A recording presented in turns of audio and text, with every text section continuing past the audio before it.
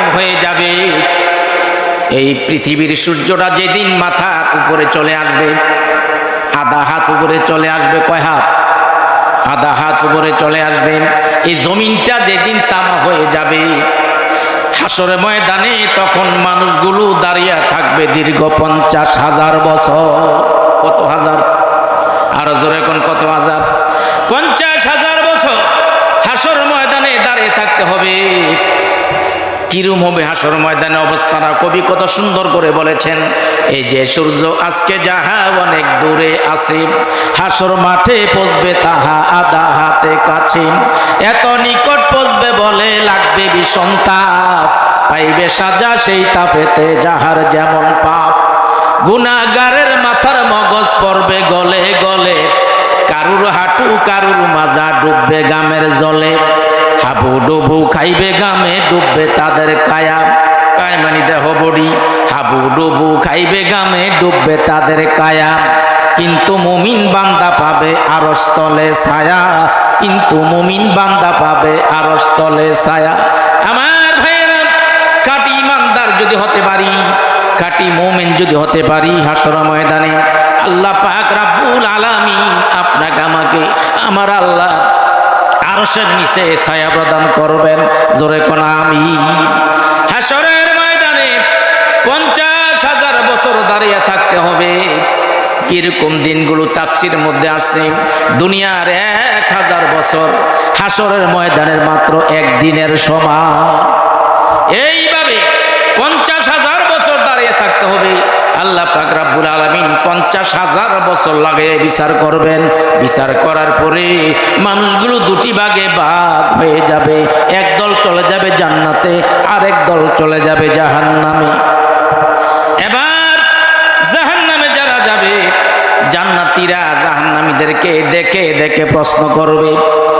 তাফসিরে জালালাইন শরীফের মধ্যে দুটি বর্ণনা এসেছে, দুটি বর্ণনা। এক নম্বর বর্ণনা হচ্ছে জান্নাতীরা জাহান্নামীদেরকে দেখবে, দেখে দেখে প্রশ্ন করবে। 2 নম্বর বর্ণনা, কাফেরেরা ফেরেশতারা জাহান্নামীদেরকে প্রশ্ন করবে, কোন কারণে জাহান্নামে আসছো?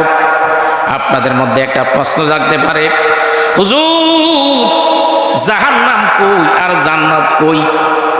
জান্নাত হচ্ছে 7ম আসমানের উপরে, আর জাহান্নাম হচ্ছে 7 জমিন, 7 আসমান, 7ম আসমানের 7 জমিনের নিচে। এত লক্ষ লক্ষ মাইল ব্যবধান, কেমনে জান্নাতীরা জাহান্নামীদেরকে দেখবে? এই প্রশ্ন যদি আপনারা আমারে করেন, তাহলে আমি বলবো বাংলাদেশ থেকে প্রায় আমেরিকার দূরত্ব 18,000 মাইল। কয় মাইল? 18,000 মাইল দূর থেকে ছেলে বসন্তপুর গ্রামে ভিডিও কল দিছে, হোয়াটসঅ্যাপে বা ইমুতে মেসেঞ্জারে কল দিছে ছেলে। বাবা ছেলেরে দেখে, ছেলে বাবারা দেখে, একজন আরেকজনের কথাগুলো শুনতেছে। বলেন কত মাইল দূর থেকে? 18,000 মাইল দূর থেকে। আল্লাহ কি পারবেন না এত দূর থেকে জান্নাতীদেরকে জাহান্নামের শাস্তি দেখাইবার জন্য? আল্লাহ কি পারবেন কিনা?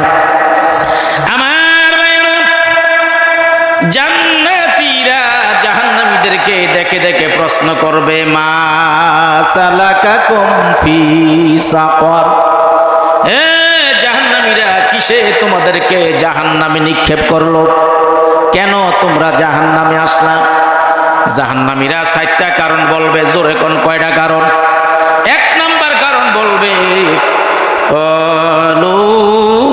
লাম নাকু মিনাল মুসাল্লিন।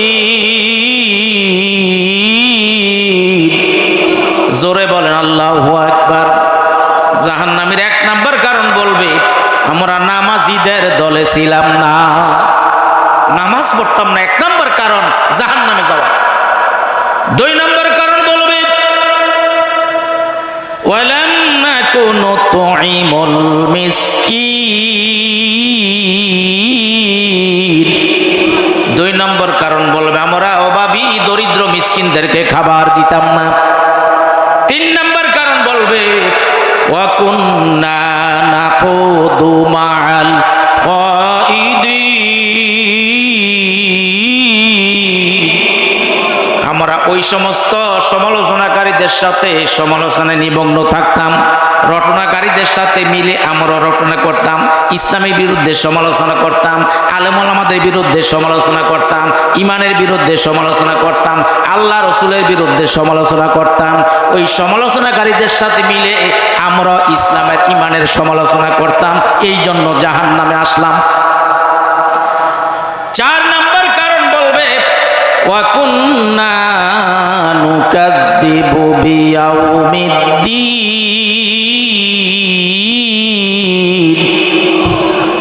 4 নম্বর কারণ বলবে আমরা পরকাল দিবসকে মিথ্যা সাব্যস্ত করতাম, আমরা পরকালের প্রতিফলকে বিশ্বাস করতাম না। আমার ভাইয়েরা, প্রশ্ন কয়টা? জোরে কোন কয়টা? উত্তর কয়টা? 4 কারণে মানুষ জাহান্নামে যাবে। জাহান্নামে যাওয়ার কারণ আরো বহুত আছে, এখানে 4টা কারণ উল্লেখ করেছে।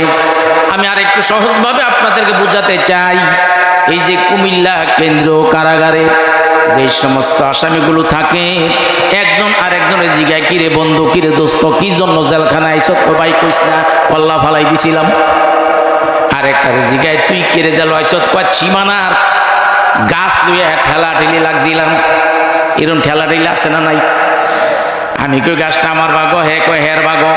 হের বাগে কইতে দেরি, কুড়াল দিয়া মাথা 2 খারি করতে দেরি নেই।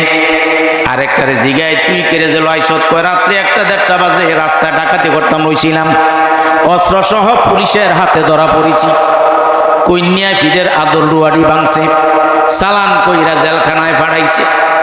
আরেকটারে জিগায় কিরে তুই কেড়ে যে লয়সত, কয় হিংকাটা রাত্রে ঘরে ঢুকছিলাম, হিংকাটা চোরাছে না নাই, পাবলিকের হাতে ধরা পড়েছি, জেলখানায় বাড়াই দিছে। আমার ভাইয়েরা, দুনিয়ার জেলখানার মধ্যে গেলে, দুনিয়ার কারাগারের মধ্যে গেলে জিজ্ঞাসা করলে জবাব দেয়, এই কারণে আমরা জেলখানায় আসলাম, কারাগারে আসলাম। আপনারা বলেন তো, আপনার আমার জন্য পরকালে একটা জেলখানা আছে না নাই? পরকালে একটা কারাগার আছে না নাই? দুনিয়ার জেলখানার চাইতে, দুনিয়ার কারাগারের চাইতে হাজার হাজার লক্ষ লক্ষ গুণ বেশি শাস্তি হবে যে জাহান্নামে। এই জাহান্নামে যারা যাবে তাদেরকে প্রশ্ন করা হবে, কোন কারণে জাহান্নামে আসলা? মা সালাকাকুম ফি সাকর, কিসে তোমাদেরকে জাহান্নামে নিক্ষেপ করলো, কেন তোমরা জাহান্নামে আসলা? জাহান্নামীরা 1 নাম্বার কারণ বলবে, ক্বালু লাম নাকু মিনাল মুসাল্লিন। আরো জোরে কোন আল্লাহু আকবার। জাহান্নামীরা বলবে, আমরা নামাজীদের অন্তর্ভুক্ত ছিলাম না, নামাজীদের দলে ছিলাম না, এই জন্য জাহান্নামে আসলাম। আমি আপনাদের কাছ থেকে জানতে চাই, আজ থেকে নামাজীদের দলে থাকবেন না বেনামাজির দলে থাকবেন? জোরে কোন, নামাজির দলে না বেনামাজির দলে? নামাজি বান্দা যেখানে, নামাজি বান্দা যেখানে, আমরা আছি সেখানে, বেনামাজি যেখানে, আমরা নাই সেখানে। কথা বলেন ঠিক কিনা? আমার ভাইয়েরা, নামাজ না পড়লে মানুষ জাহান্নামে যাবে। আমি আপনাদেরকে কোরআন দিয়া দলিল দিলাম, এবার বলেন তো নামাজের দরকার আছে না নাই? জোরে বলেন, আছে না নাই? আপনারা কি জান্নাতে যাইতে চান না জাহান্নামে যাইতে চান? কারা কারা জান্নাতে যাইতে চান একটু হাতগুলো দেখি। জোরে একটা তাকবীর দিবেন, নারায়ে তাকবীর, নারায়ে তাকবীর। আল কোরআনের আলো, আল হাদিসের আলো। হাত উঠাইলাম, সবাই জান্নাতে যেতে চাই। এবার আপনাদের কাছে প্রশ্ন রাখলাম, নামাজ পইরা না না পইরা, রোজা রাইকা না চাইরা, সুদ খাইয়া না না খাইয়া, গোশ খাইয়া না না খাইয়া, টেলিভিশন সিনেমা চাইয়া না না চাইয়া, সবই তো আপনারা বোঝেন। আমি মনে করি আমল করলেই যথেষ্ট। কথা বলেন ঠিক কিনা? নামাজও পড়ে শুধু খায়, আসেনি? জোরে কোন আসেনি? নামাজ পড়ে গোশ খায়, কিসের নামাজিনি? আমার ভাইরা, সুদ হালাল না হারাম? জোরে কোন, হালাল না হারাম? গোশ হালাল না হারাম? এটা কি নতুন কথা না পুরান কথা? শুধু গোশ হারাম সেটা নতুন করে বলবো কেন? শুধু গোশ হালাল তো নয় ভালো করে তুমিও জানো। শুধু গোশ হারাম সেটা নতুন করে বলবো কেন? শুধু গোশ হালাল তো নয় ভালো করে তুমিও জানো। সুদের টাকায় আজকে তুমি করছো বাড়ি করছো ঘর, কি জবাব দিবে সেদিন যাবে যেদিন কবর ঘর। সুদের টাকায় আজকে তুমি করছো বাড়ি করছো ঘর, কি জবাব দিবে সেদিন যাবে যেদিন কবর ঘর। থাকতে সময় হও হুঁশিয়ার, থাকতে সময় হও হুঁশিয়ার, রবের হুকুম তুমি মানো। শুধু গোশ হালাল তো নয় ভালো করে তুমিও জানো। শুধু গোশ হারাম সেটা নতুন করে বলবো কেন? শুধু গোশ হালাল তো নয় ভালো করে তুমিও জানো। নামাজে ফরজ সেটা নতুন করে বলবো কেন? নামাজে দিনের খুঁটি ভালো করে তুমিও জানো। আজান হলে কেন তুমি ছায়ের ঘরে থাকো বসে, কি জবাব দিবে সেদিন যাবে যেদিন কবর দেশে।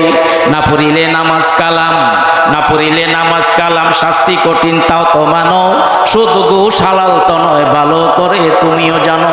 এমন একদল মানুষ আছে আজান দিলে মসজিদে যায় না, কিন্তু দোকানে বসে বসে টেলিভিশন চায়, চা খায়, বিড়ি টানে, আছে না নাই? আমার ভাইয়েরা, নামাজ না পড়লে মানুষ জাহান্নামে যাবে। কোরআন দিয়া দলিল দিলাম, দুঃখ রাখার জায়গা নাই। একদল মানুষ আমাদের সমাজের মধ্যে আছে, একটা ওয়াক্ত নামাজ পড়ে না, রমজান মাসে রোজা রাখে না। যদি বলি ও মিয়া নামাজ পড়ো না কি জন্য? কয় হুজুর নামাজ না পড়লে কি হইছে, আমার ইমানটা ঠিক আছে। এরকম একদল লোক আছে না নাই? নামাজ না পড়া কয় ইমান ঠিক, রমজান মাস আসলে কয় গ্যাস্ট্রিক। আসিন এই ধরনের মানুষ। আবার গেছে হুজুরের কাছে ফতুয়া জানার জন্য, ও হুজুর, মুফতি সাহেব হুজুর, আমি তো মানুষটা বেশি খারাপ না, শুধু নামাজ পড়ি না, এই জন্য কি আমার ইমানটা নষ্ট হয়ে গেছে। মুফতি সাহেব হুজুর ফতুয়া দিয়ে কয় বেটা, তোর ইমান থাকলে না নষ্ট হইতো? নামাজ যখন নাই তোর ইমানও নাই। বাইনাল আব্দি ও বাইনাল কুফরি তারকুস সালাহ, বান্দা এবং কাফেরের মধ্যে পার্থক্য হইল নামাজ। তুমি যে মুসলমান, নামাজের মাধ্যমে তোমাকে প্রমাণ দেওয়া লাগবে তুমি মুসলমান। কথা বলেন ঠিক কিনা? আল্লামা দেলওয়ার হুসাইন সাইদি সাহেবের একটা ওয়াজ শুনছিলাম। ছাত্র জীবনে তিনি একটা মাহফিলে বলেছিলেন, পাসপোর্টের মধ্যে তোমার নাম থাকতে পারে মুসলমান, ভিসার মধ্যে তোমার নাম থাকতে পারে মুসলমান, দলিলের মধ্যে RSBS খতিয়ানে তোমার নাম থাকতে পারে মুসলমান, জাতীয় পরিচয় পত্রে তোমার নাম থাকতে পারে মুসলমান। আল্লাহর কসম তুমি নামাজ পড়ো না, আল্লাহর খাতায় তোমার মুসলমান নামটাই থাকবে না। একদল ভণ্ড আছে আমাদের দেশে। ওই সিলেটের কথা বলছি, এক ভণ্ড পীরকে আমার কাছে মুরিদ হইলে নামাজ লাগে না। জোরে কর নাউজুবিল্লাহ। সিলেটের মধ্যে বড় বড় মুহাদ্দিস মুফতি আছে। এক মুফতি সাহেব হুজুর কয় সর্বনাশ, হে কিরে কয়, হের কাছে মুরিদ হইলে বলে নামাজ লাগে না। একটু জিগাই, লাঠি একটা লইয়া গিয়া কয়, এই ভণ্ড পীর, তোর কাছে মুরিদ হইলে নামাজ লাগে না, দলিল কি? দলিল হুজুর দলিল হইল আমি রাসূলুল্লাহরে স্বপ্নে দেখছি, রাসূলুল্লাহ আমারে কইছে তুই নিজেও নামাজ পড়িস না, তোর কাছে যারা মুরিদ হইব তাগো নামাজ লাগবে না। জোরে কর নাউজুবিল্লাহ। আচ্ছা আপনারা বলেন তো ভাই, যেই লোকটার মাথার মধ্যে জট, গায়ের মধ্যে সালার শট, হাতের মধ্যে রড, দেখছি না রাস্তাঘাটে ঘুরে, চুল গিয়া ফিটের লোকে ফেস্তা গিয়া রয়েছে, টাইগার মার্কা মোষ, গায়ের মধ্যে লাল শালু কাপড়, ফিন্দনের মধ্যে লাল শালু কাপড়, কোমরের মধ্যে কথা শিকল ফেসে রাখছে, 5 ফারি কমইতো না, দোনা তো আংটি 20-25 হইব, পেশাব করে যারা দিয়া তুইয়া জায়গা 6 মাস হয় গোসলই করে না, কাছিকা দেখবেন টাহুর ফেত্তিনি গন্ধ কয়। এমন লোকটা নবীজির স্বপ্নে দেখছে, আপনাকে বিশ্বাস হয়? জনগণ বিশ্বাস হয়? এই বন্ড পীরের মাঝখানে বসাইয়া মুরিদারা একতারা বাজার গান গায়। গানটা কি জানেন? কিরামান কাতিবিন রোজ হাশরের দিন, কিরামান কাতিবিন রোজ হাশরের দিন, আল্লাহর কাছে যদি করে অভিযোগ, বলবো আমরা ছিলাম খাজা বাবার লোক। জোরে কর নাউজুবিল্লাহ। বলবো আমরা ছিলাম ল্যাংডা পীরের লোক।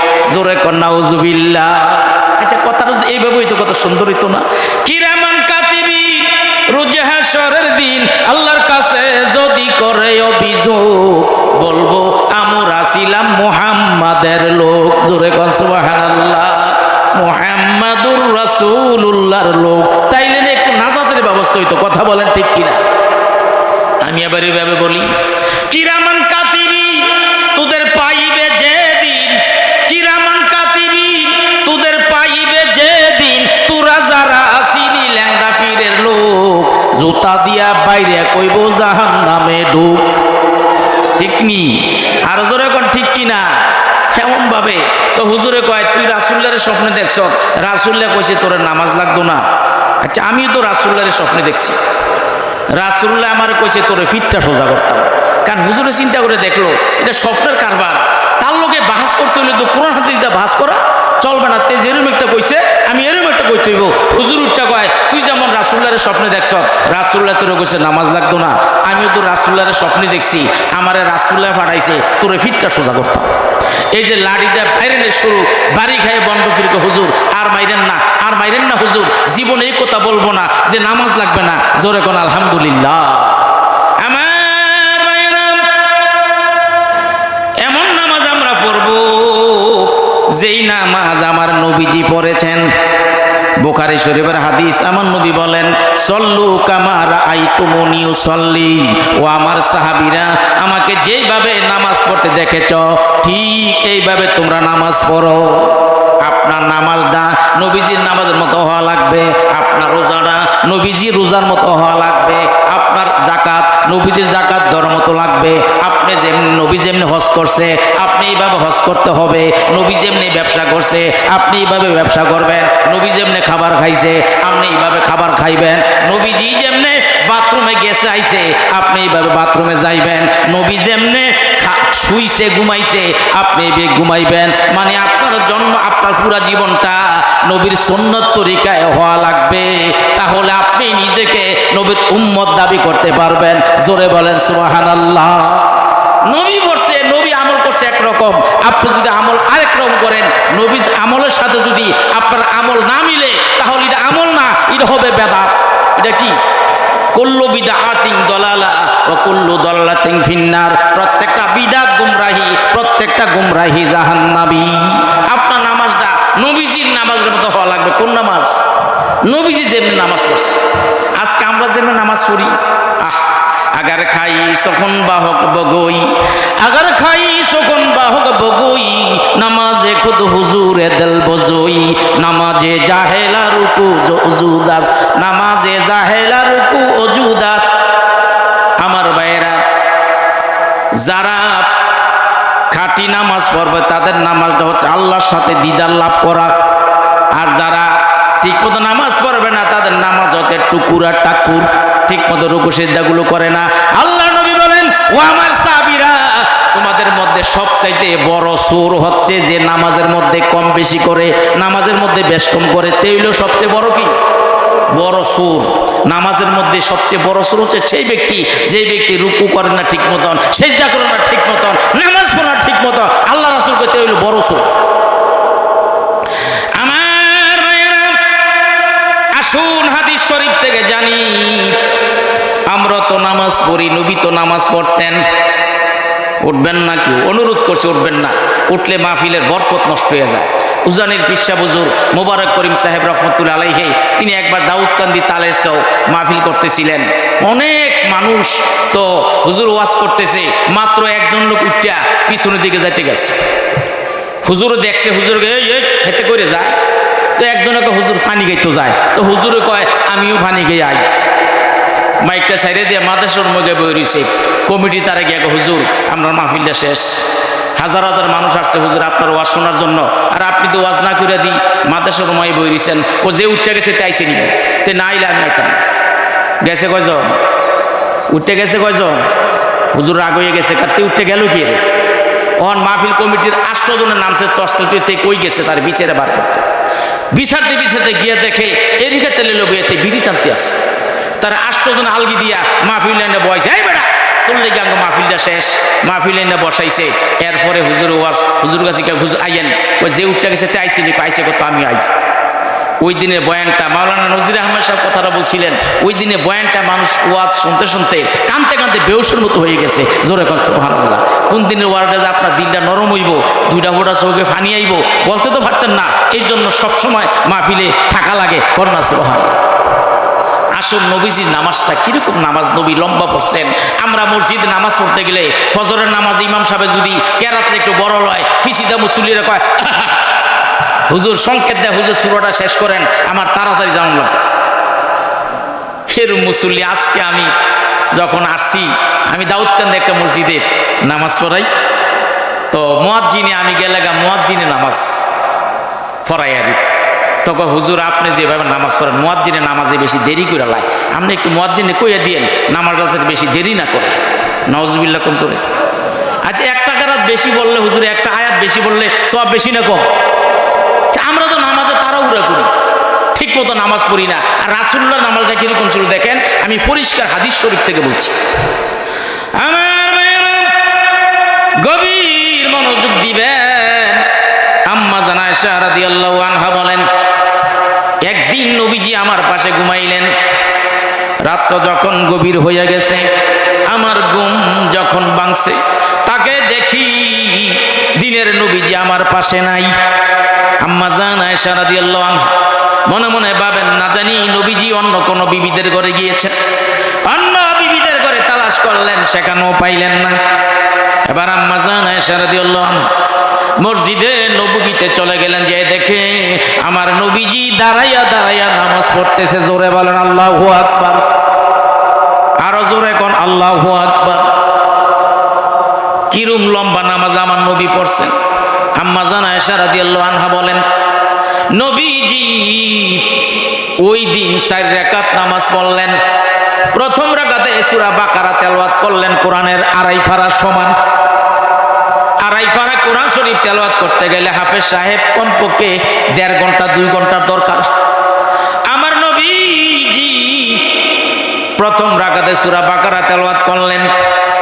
হাদিসের মধ্যে এভাবে বর্ণনা এসেছে, সূরা বাকারা তেলাওয়াত করতে যে সময় লাগছে, রুকুর মধ্যে সময় কাটাইলেন, সিজদার মধ্যে সময় কাটাইলেন। আল্লাহু আকবার কর। সূরা বাকারা তেলাওয়াত করতে যদি 1 ঘন্টা লাগে, রুকুর মধ্যে 1 ঘন্টা, সিজদার মধ্যে 1 ঘন্টা মনে করতে পারেন। আমার নবীজি 1 রাকাত নামাজে কমপক্ষে 3 ঘন্টা সময় কাটাইয়া দিলেন। দ্বিতীয় রাকাতে সূরা আলী ইমরান তেলাওয়াত করলেন। আলী ইমরান তেলাওয়াত করতে যে সময় লাগছে, রুকুর মধ্যে সময় কাটাইলেন, সিজদার মধ্যে সময় কাটাইলেন। আবার নবীজি দাঁড়িয়ে গেলেন। তৃতীয় রাকাতে সূরা নিসা তেলাওয়াত করলেন। আর নিসা তেলাওয়াত করতে যে সময় লাগছে, রুকুর মধ্যে সময় কাটাইলেন, সিজদার মধ্যে সময় কাটাইলেন। আবার নবীজি দাঁড়িয়ে গেলেন। চতুর্থ রাকাতে সূরা আল মাইদা তেলাওয়াত করলেন। আল মাইদা তেলাওয়াত করতে যে সময় লাগছে, রুকুর মধ্যে সময় কাটাইলেন, সিজদার মধ্যে সময় কাটাইলেন। আমার নবীজি 4 রাকাত নামাজে 6.25 পারা কোরআন শরীফ তেলাওয়াত করেছেন। জোরে বলেন সুবহানাল্লাহ। নামাজ পড়ছেন কয় রাকাত? জোরে কোন। কোরআন শরীফ তেলাওয়াত করছে কয় পারা? 6.25 পারা। নামাজ পড়তে পড়তে আমার নবীজির কদম মুবারক ফুলে গেছে, পাও মুবারকের মধ্যে পানি নেমে গেছে, বাতে আক্রান্ত করে ফেলেছে। এই অবস্থা দেখে আমার নবীজি আম্মা জান আয়েশা রাদিয়াল্লাহু আনহা নবীজিকে প্রশ্ন করলেন, কদ গফরাল্লাহু লাকা মা তাকাদ্দামা মিন যামবিকা ওয়া মা তাআখার। নবীজি গো, আল্লাহ তো আপনার সামনের পিছনের সব ত্রুটি বিচ্যুতি মাফ করে দিয়েছেন। আপনার জীবনে কোনো গুনাহ নাই, আপনি বেগুনাহ মাসুম। নামাজের জন্য এত কষ্ট আপনি কেন করেন? আমার নবীজি জবাব দিলেন, আফালা কুনা আবদান শাকুরা। আয়েশা গো, যদি আমার কোনো গুনাহ নাই, যদি আমি বেগুনাহ মাসুম, তবু কি আমি আমার আল্লাহর শুকরকারী বান্দা হব না? আমি কি আমার আল্লাহর শুকর আদায় করব না? জোরে বলেন সুবহানাল্লাহ। আমার ভাইরা, যেই নবীর জন্য আরশে আজিম পাগল, যেই নবীর জন্য জান্নাতুল ফেরদৌস পাগল, যেই নবীর জন্য বাইতুল্লাহ পাগল, যেই নবীর জন্য আসমান জমিন তাম দুনিয়াটা পাগল, এই নবীজি নামাজ পড়তে পড়তে কদম মুবারক ফুলাইয়া দিয়েছেন। আর আপনারা আমরা কি হইলাম? আশেকে রাসূল দাবি করি, সুন্নি মুসলমান দাবি করি, নামাজ না পড়ে ঘুমাইয়া থাকি, আবার ফতুয়া দেই নামাজ না পড়লে কি হইছে, আমার ইমানটা ঠিক আছে। এটা কি বুদ্ধিমানের কাম না ব্যাককলের কাম? মানের কাম না ব্যাককলের কাম? যারা বলবে পড়লে কি হয়েছে, আমার ইমানটা ঠিক আছে, আমি বলবো তাগো মাথার মধ্যে সিট আছে। মাথার মধ্যে কি আছে? যখন কি আছে? মাথার সিট বুঝেন না আপনারা? শাশুড়ি আম্মা জামাইয়ের কাছে ফোন করছে, মোবাইল করছে, হ্যাঁ জামাই, আপনার শ্বশুরের স্বাস্থ্য বেশি ভালো না, 14-15 দিন জ্বর, জ্বর হইতে হইতে মাথাটা নষ্ট হয়ে গেছে, আবল তাবল কয়। কোন দিন যে মারা যায় বলা যায় না। আপনার শ্বশুরে যদি দেখতে চান তাড়াতাড়ি দেখিয়া যান। জামাই বেড়াই ছিল নবপুর বাজার। কোন বাজার? জোরে কোন বাজার? নবাবপুর বাজারে ছিল জামাই। শাশুড়ি মোবাইল পাইয়া জামাই কয় বাড়িতে যাইতাম না, আগে শ্বশুর বাড়ি যাই, শ্বশুর একটু দেখে আসি। শ্বশুর বাড়িতে রওনা দিছে, মনে মনে ভাবে আমার শ্বশুর অসুস্থ, কয়েকদিন জ্বর, খালি হাতে যাওয়া যাবে না, কিছু লইয়া তো যাইতে হইবে। তবে আমার শ্বশুর কি জিনিস পছন্দ করে, জামাইয়ের মন হয়ে গেছে আমার শ্বশুর মিষ্টি বেশি ভালোবাসে, মিষ্টি বেশি পছন্দ করে, তাই 1 কেজি রসগোল্লা লইয়া শ্বশুর গেছে, জামাই গেছে শ্বশুর বাইত। কই গেছে? শ্বশুর বেদ গিয়ে দেখে শ্বশুর খাটের মধ্যে চিত্তুয়া শুয়ে রয়েছে, আবল তাবল কয়, মাথাটা পুরা নষ্ট। জামাই বেড়ার মনে বড় কষ্ট।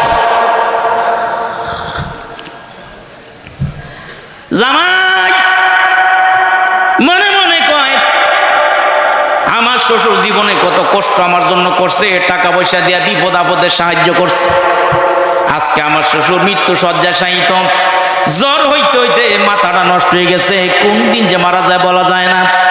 তাই আমার হাতে আমার শ্বশুরে কয়েকটা মিষ্টি রসগোল্লা খাওয়াইয়া দিব।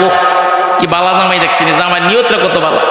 জামাই কয়েকটা রসগোল্লা প্লেটের মধ্যে লইছে, শ্বশুর কাছে কাউ, আব্বা এটা নবাবপুর বাজারে 1 নম্বর রসগোল্লা, টাটকা মিষ্টি, আব্বা রসগোল্লা না খান। শ্বশুর তো মাথা নষ্ট। শ্বশুরে কি কয় জানেন? খাবার ইচ্ছা করে না ভাই, খাবার ইচ্ছা করে না ভাই। ভাই কইল কারে? জোরে কোন কারে? শাশুড়ি আম্মা কয় হায় হায়, হে জ্বরের তারা পইরা জামাই রে কয় ভাই মানিজ্জত সব যাইব। শাশুড়ি আম্মা দেউর দিয়ে কয় এটি কি কোনাম নে, এটা নাঙ্গ জামাই। কয় আমার হুশ নাই মা, আমার হুশ নাই মা।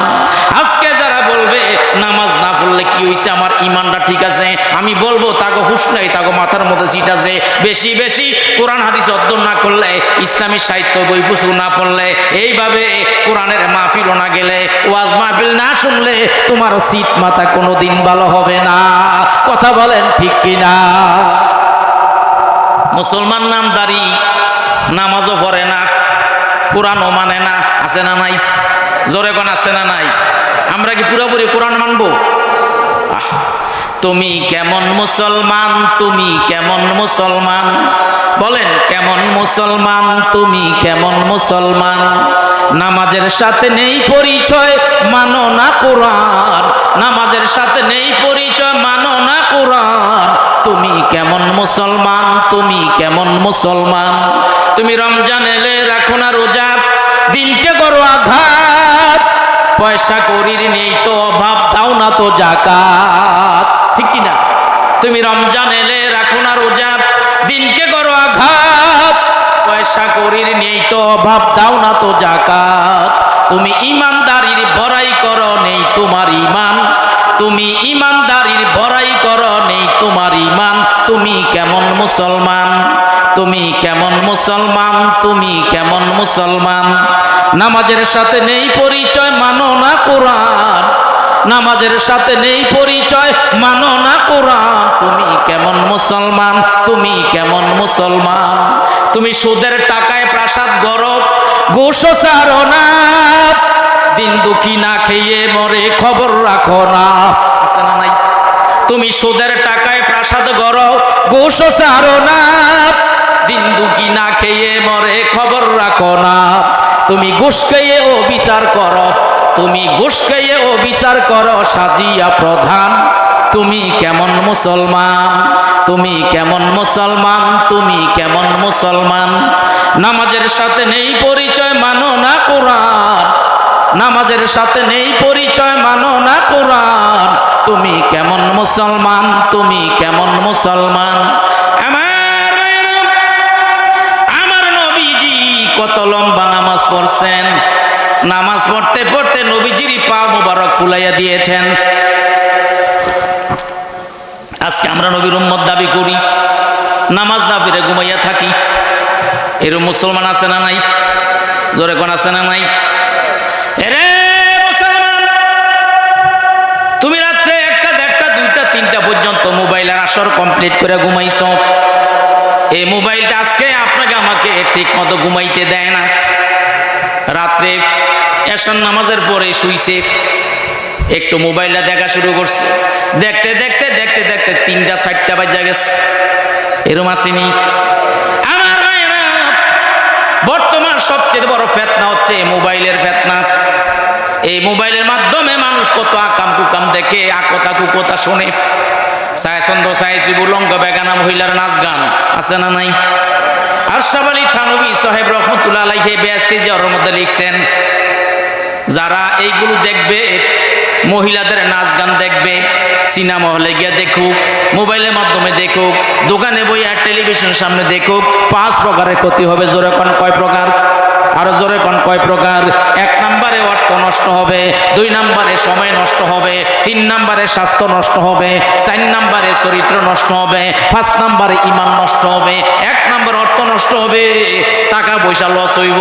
মাংনা টিভিটা, মাংনা মোবাইলটা ঘরে আসে নাই, মাংনা টিভিটা ঘরে আসে নাই, টাকা পয়সা দিয়ে আপনি কিনে আনছেন, ঠিক কিনা? স্বাস্থ্য নষ্ট হবে, কারণ ঠিক মতো ঘুমাইতে পারেন না। ঘুমানোর কথা ছিল রাত্রে 10টায়, কিন্তু আপনি ঘুমান রাত্রে 3টা 4টা বাজে।